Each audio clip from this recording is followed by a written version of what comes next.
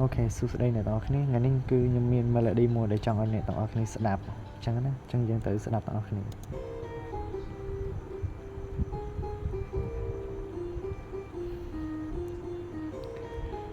បាទអញ្ចឹងយើងបន្ទាប់ពី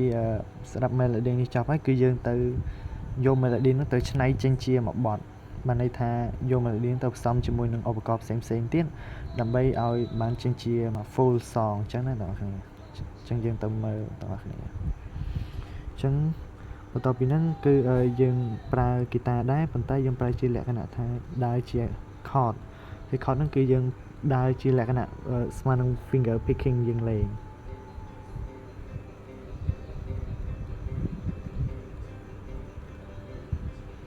បាទអញ្ចឹងគឺយើងលក្ខណៈបែបហ្នឹងអញ្ចឹងយើងទៅមើលឧបករណ៍បន្តទៀតបាទនេះគឺជា melody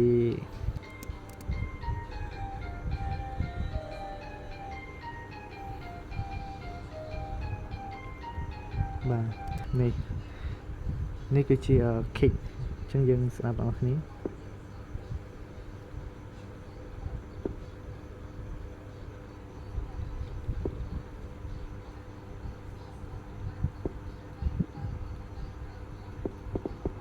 បន្តទៀតនោះគឺ snare អញ្ចឹងណាអញ្ចឹងយើង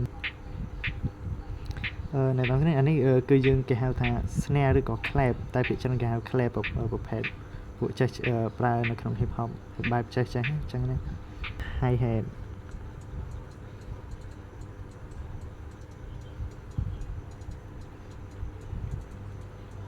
បាទ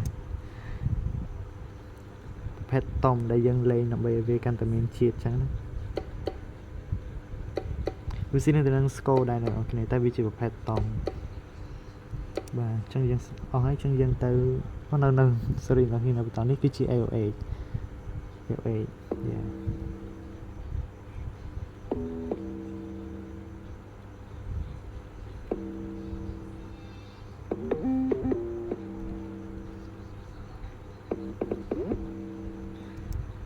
បាទបន្ទាប់ពី AOA ហ្នឹងគឺយើងនៅមានយើងលេងឆ្នៃប្រភេទលាយឡំដើម្បីឲ្យវាកាន់តែមានជាតិឧទាហរណ៍ដូចនេះ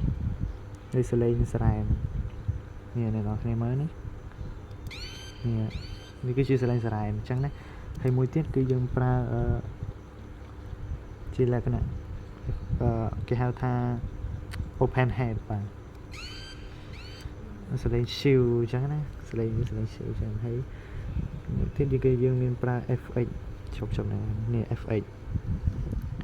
ហ្នឹងនេះអ្នកឲ្យចាំស្ដាប់ណាបាទនេះគឺជាប្រភេទ FX up បានន័យថាឡើងវាប្រភេទខ្យល់ឡើងគឺជា FX លេងមុននឹងចូលដល់កន្លែងដែលយើងត្រូវ rap អូខេចូល sorry អូខេអូខេអញ្ចឹងមានតែប៉ុណ្្នឹងហើយអញ្ចឹងខេយើងទៅស្ដាប់ full song របស់គ្នាបាទហ្នឹងអញ្ចឹង Yeah are you ready yeah